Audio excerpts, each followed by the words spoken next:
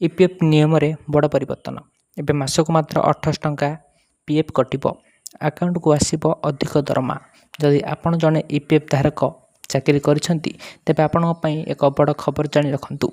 EPF धारकों पई आसीगला नुआ नियम आसंतु वीडियो रे जानिबा किंतु ता पूर्वरु वीडियो थर लाइक करंतु चैनल नुआ थिले एबे ही चैनल को सब्सक्राइब कर रखंतु।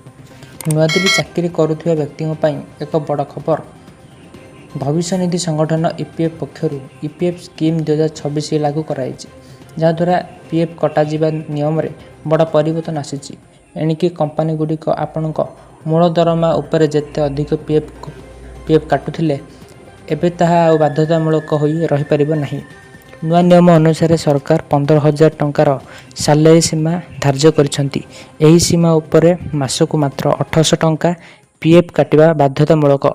अर्थात जदि आपणक दरमा 1 लाख होइथाय तेबे मध्य आपणक PF खाता रे केवल 28 टंका ही कटिबो।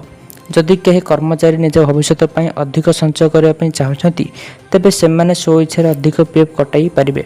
एबे एहा संपूर्ण रूपे कार्यकारी उपर निर्भर करे। तेबे वर्तमान अनेक कंपनी बेसिक सैलरी 12% PF काटुछंती। फलरे दरमा अधिक होइथिबा कर्मचारी दरमार बड़ अंश PF आकार रे कटा जाउछि। किंतु नुआ नियम पर जदि एक कर्मचारी चाहती तेबे सेमाने मात्र 28 टंका कटाइवाकू बाकी टंका मध्य दरमा हबारे नै परिबे। तेबे एहा एक नीति और मालिक कर्मचारी बुझामणा उपर निर्भर करे।